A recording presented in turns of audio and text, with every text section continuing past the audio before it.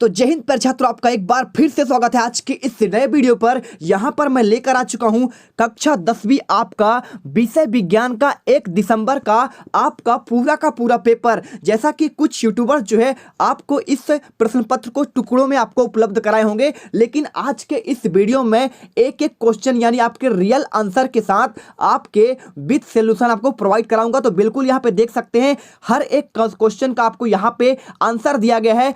Total आपके सारे के सारे इसमें क्वेश्चन है और हर क्वेश्चन का आपको यहाँ पे आंसर भी मिलने वाला है। तो बिल्कुल आपको देखिए यहाँ पे हर क्वेश्चन के यहाँ पे नीचे आंसर भी आपको दिए गए हैं। तो आपको इस वीडियो में आप जो है 1 दिसंबर के पेपर में फाइनली धमाल मचाने वाले हैं यदि आप इस पूरा वीडियो को देखते हैं। और यकीन मानिए यदि आप ये पेपर कर लेंगे तो आपको कोई भी डाउट, कोई भी आपको 80 में से 80 नंबर लाने से नहीं रोक सकता है। तो चलिए इस वीडियो को स्टार्ट करते हैं।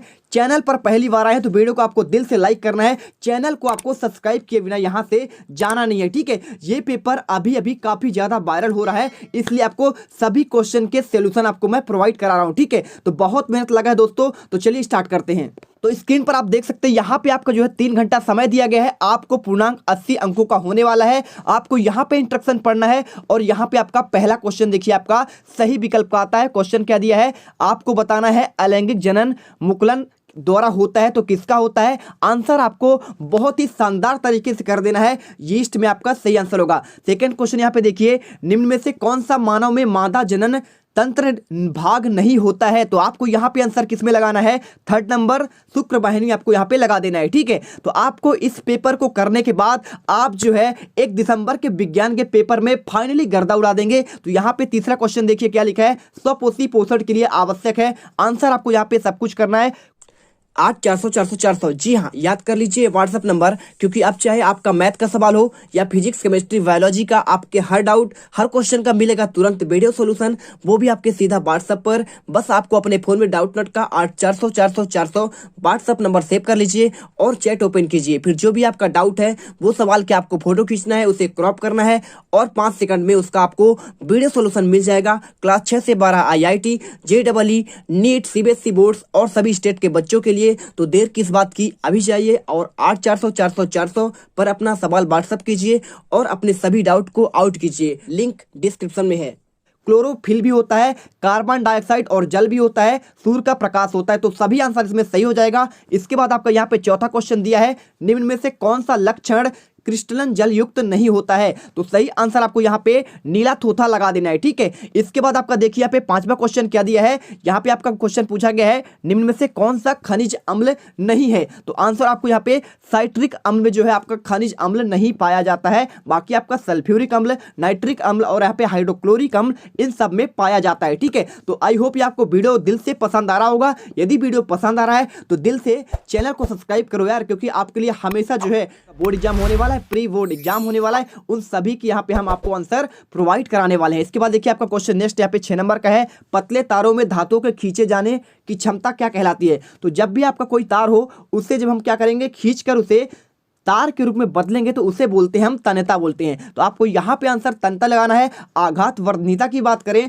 तो वो होता है किसी आपको जो पदार्थ होता है आपका लोहा जैसे हुआ, उसे पीट कर अगर हम उसे चादर में बदल दें तो वो होता है आपका आघात वर्धनीयता कहलाता है। इसके बाद ध्वनिकता क्या होता है, किसी आपको धातु को ठोक कर यानी आप क्या करेंगे, उसे कूटेंगे हथौड़े से, तो यदि आपको आवाज आता है पीटने पर, ठीक है, जैसे आपका घंटी, तो वो आपका जो है आवाज आता है यानी आपका कहलाता है ध्वनिकता। चालकता क्या कहलाता है, तो चालकता मतलब होता है जिसमें से आपका जो है किसी पदार्थ का वहां पे चालन हो सके, ठीक है, वो कहलाता है आपका चालकता, ठीक है। इसके बाद देखिए आपका नेक्स्ट क्या है, यहाँ पे 7वां क्वेश्चन दिया है, समानता अधातुएं चमकहीन होती हैं, लेकिन निम्नलिखित में से कौन सी अधातु चमकदार होता है। तो यहाँ पे आपको आंसर आयोडीन जो आपका धातु होता है ये चमकदार होता है। नमक यानी आपका देखते होंगे जब भी आप क्या करेंगे प्रकाश में उसे रखेंगे तो वो चमकता है, ठीक है, रिफ्लेक्ट करता है। इसके बाद आपका नेक्स्ट क्वेश्चन यहाँ पे है 7वां क्वेश्चन देखिए 8वां क्वेश्चन है, क्या लिखा है, पादप में जाइलम उत्तरदायी है। तो देखिए जाइलम जो होता है वो खनिज लवण को यानी आपका जड़ से जो है जल को ऊपर पहुंचाता है और हमारा जो फ्लोएम होता है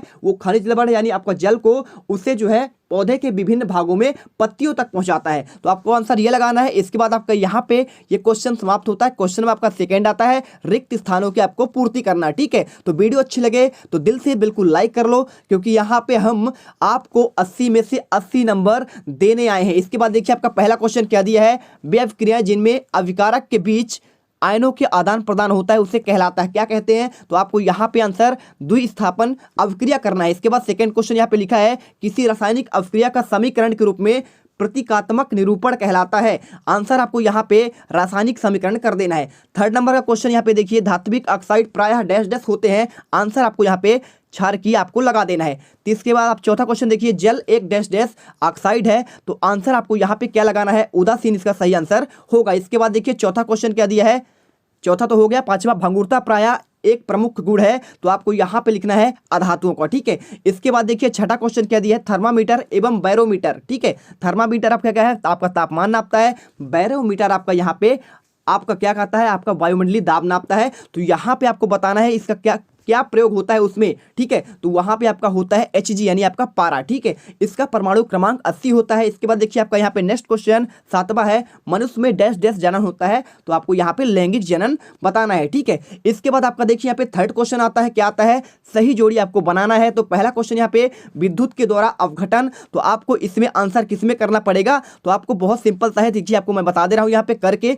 तो आपका विद्युत के द्वारा अवघटन आपको यहाँ पे विद्युत अवघटन में आपको मिला देना है। इसके बाद सोडियम की बात करें तो सोडियम क्या है, आपका एक अधिक क्रियाशील धातु है, आपको इसमें लगाना है। पादप का लैंगिक भाग क्या कहलाता है, तो आपको इसमें कलिका आपका ये पुष्प कहलाता है। ठीक है, इसके बाद देखिए चौथा क्वेश्चन अलैंगिक जनन किसमें होता है, तो आपको इसमें कलिकायन कर देना है। और आपको इसका पांचवा लिखा है मादा युग्मक, तो आपको अंडाणु यहाँ पे कर देना है। तो देखिए हमने इस प्रकार से यहाँ पे सभी क्वेश्चन यहाँ पे सही जोड़ी आपको बता दी है। इसके बाद आपका चलते हैं नेक्स्ट क्वेश्चन। यहाँ पे देखिए क्या लिखा है, आपको एक या एक शब्द एक वाक्य में आपको इसका आंसर देना है। तो यहाँ पे पहला क्वेश्चन दिया है धातुओं की सतह चमकदार होती है, यह गुण क्या कहलाता है। आंसर आपको यहाँ पे क्या लिख देना है, देखिए धात्विक आपका चमक लिखना है। ठीक है, धारिक लिखा है, आपको यहाँ पे सुधार कर लिखना है धात्विक चमक। इसके बाद देखिए सेकंड क्वेश्चन क्या दिया है, पारे की मिश्र धातु क्या कहलाती है। तो जानते हैं यदि पारे की धातु में कोई भी अगर अन्य यहाँ पे धातु मिला दिया जाए उसे कहते हैं अम्लगम। ठीक है, अम्लगम कहते हैं। इसके बाद थर्ड क्वेश्चन अयस्कों में उपस्थित मिट्टी एवं रेत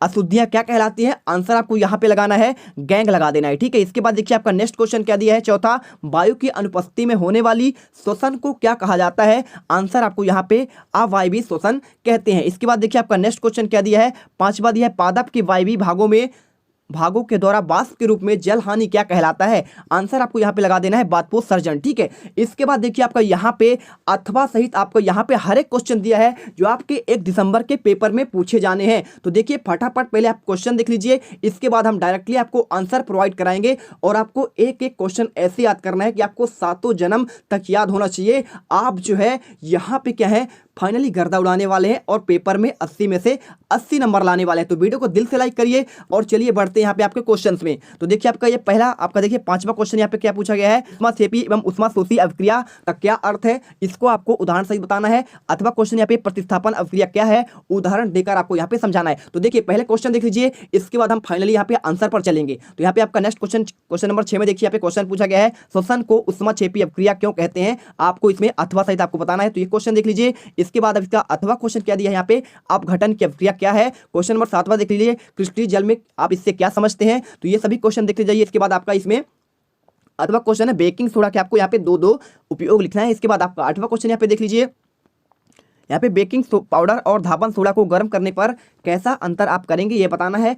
और इसके अथवा क्वेश्चन यहाँ पे धावन सोडा के आपके दो उपयोग लिखना है। ठीक है, इसके बाद यहाँ पे 9वां क्वेश्चन देख लीजिए, क्या लिखा है आपका पादप हार्मोन क्या है। और इसमें आपका अथवा क्वेश्चन 3 पादप हार्मोन के नाम आपको लिखना है, उसके कार्य भी आपको लिखना है। तो सभी क्वेश्चन के आंसर आपको बताएंगे, बिल्कुल आप पहले ये पेपर आप पूरा देख लीजिए। ठीक है, यहाँ पे आपको तारे क्यों टिमटिमाती ये बताना है। अथवा क्वेश्चन टिंडल प्रभाव क्या है, आपको उसके प्रभाव के आपके 3 उदाहरण यहाँ पे लिखना है। ठीक है, इसके बाद देखिए आपका यहाँ पे मेंडल के प्रयोगों द्वारा कैसे पता चला कि लक्षण प्रभावी और अप्रभावी होते हैं। अथवा क्वेश्चन मेंडल के आपको प्रभाविता का नियम लिखना है, बहुत इंपॉर्टेंट क्वेश्चन है ये आपके बोर्ड एग्जाम्स के लिए भी बहुत अच्छे क्वेश्चन है। तो ये आपके जो भी आपके बोर्ड द्वारा दिए जाते हैं क्वेश्चन वो बहुत ही ऑथेंटिक और ऑफिशियल होते हैं। आपको एक एक क्वेश्चन यहाँ पे इनको याद कर लेना अथवा सही। देखिए क्या होता है, अभी आप अर्धवार्षिक के लिए जो है कुछ क्वेश्चन याद कर लेंगे, लेकिन यही क्वेश्चन आपके जो है वार्षिक में भी पूछे जाते हैं, तो इसको याद कर लीजिएगा। क्वेश्चन नंबर 13 में देखिए संतृप्त और असंतृप्त कार्बन क्या होते हैं आपको ये बताना है। इसके बाद आपका इसका 8वां क्वेश्चन ऑक्सीकरण व चयन की आपको अभिक्रिया समझाना है। इसके बाद 14वां क्वेश्चन द्विस्थापन अभिक्रिया किन्हें कहते हैं आपको उदाहरण सहित बताना है। और 8वां क्वेश्चन यहाँ पे संयोजन अभिक्रिया के आपको उदाहरण सहित समझाना है। इसके बाद आपका ये क्वेश्चन देख लीजिए 15वां क्वेश्चन, यहाँ पे आपको डोवेराइनन का आपका त्रिक नियम पूछा है और ये बहुत फेमस क्वेश्चन है, न्यूलैंड का अष्टक नियम, ठीक है। इसके बाद 16वां क्वेश्चन यहाँ पे देखिए संयोजकता का आपका परिभाषा। इसके बाद आपका ये 8वां का क्वेश्चन हो गया। इसके बाद आपका यहाँ पे नेक्स्ट क्वेश्चन यहाँ पे दिया है, इसे पूरा पढ़ना है आपको। क्वेश्चन नंबर 17वां देख लीजिए, आक्सीय शोषण और अनाक्सीय शोषण पूछा गया है और आपको यहाँ पे इसका 8वां क्वेश्चन बहुत बेहतरीन क्वेश्चन है, धमनी और सिरा में अंतर। इसके बाद आपका 18वां क्वेश्चन प्रकाश संश्लेषण से आप क्या समझते हैं, इसका आपको समीकरण यहाँ पे लिखना है। इसके बाद इसका 8वां क्वेश्चन देख लीजिएगा। 19वां क्वेश्चन यहाँ पे क्या है, आपको निकट दृष्टि दोष के बारे में बताना है, दूरदृष्टि दोष, और आपका इसका कारण और निवारण भी बताना है। ये आपका लॉन्ग आंसर क्वेश्चन है। और उसके बाद आपका 8वां क्वेश्चन ये पूछा गया है, रेगिस्तान का मारीच का पूछा गया है, ठीक है, और तारे क्यों टिमटिमाते हैं। इसके बाद आपका 20वां क्वेश्चन देख लीजिए, आपका ये एक रासायनिक समीकरण दिया है और आपको इसमें यहाँ पे इनका आपको संतुलन करना है। इसके बाद आपका इसमें 8वां क्वेश्चन ये पढ़ लीजिए और आपका ये 21वां क्वेश्चन है, ठीक है। तो ये क्वेश्चन देख लीजिए, इसमें आपको मनुष्य के पाचन तंत्र यहाँ पे चित्र बनाना है, पित्ताशय और अग्नाशय को नामांकित चित्र बनाइए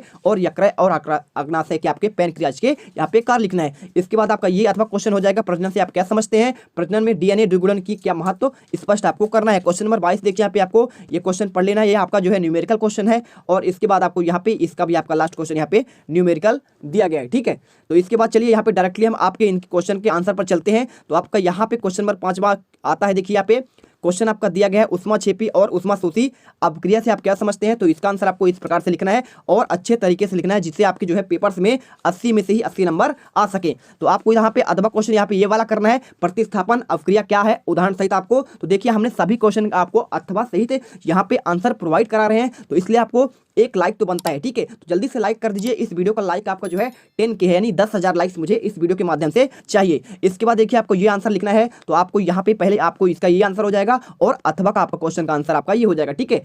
आपको ये लिख देना है। इसके बाद आपका नेक्स्ट क्वेश्चन यहाँ पे पूछा गया 7वां में, क्रिस्टलीकरण से आप क्या समझते हैं। तो इसका आंसर आपको इस प्रकार से लिखना है और इसके बाद आपका यहाँ पे 8वां क्वेश्चन बेकिंग सोडा का आपको यहाँ पे उपयोग लिखना है, तो आप ये उपयोग लिख लीजिएगा। इसके बाद आपका यहाँ पे 8वां क्वेश्चन आता है, तो आपको ये है 8वां क्वेश्चन का आंसर आपको इस प्रकार से करना है। और यकीन मानिए ये पेपर आपके जो है 1 दिसंबर के पेपर में पूरे के पूरे फंसने वाले हैं, तो जल्दी से इन क्वेश्चन को याद कर लीजिए और इसे देख लीजिए, पादप हार्मोन क्या है, ठीक है। आपको ये क्वेश्चन याद करना है और 8वां क्वेश्चन 3 पादप हार्मोन के आपको नाम लिखना है और उनके आपको कार्य लिखना है। तो ये क्वेश्चन आप देखिए, ये आंसर कर लीजिए, ठीक है। आपके 3 यहाँ पे हार्मोन कौन कौन से, एक आपका होता है ऑक्सिन होता है और एक आपका होता है साइटोसिन होता है और एक आपका होता है जिबरेलिन। ये आपके पादप हार्मोन्स होते हैं जो पौधों को बढ़ने में सहायक होते हैं। इसके बाद क्वेश्चन नंबर आपको 10 में यहाँ पे तारे क्यों टिमटिमाते हैं आपको ये बताना है। तो आपका इसका पूरा का इसी प्रकार से आंसर आपको छाप देना है। यदि आप जो है पूरा पूरा ऐसे छाप देते हैं, याद कर लेते हैं, तो आपके 80 में से 80 नंबर जाएंगे और आपको टॉपर बनने से कोई नहीं रोक सकता है। तो यहाँ पे देखिए टिंडल प्रभाव आप क्या है, आपके इससे प्रभाव के 3 उदाहरण यहाँ पे आपको देना है। इसके बाद आपका यहाँ पे आपको यहाँ पे उदाहरण भी दे देना है, ठीक है।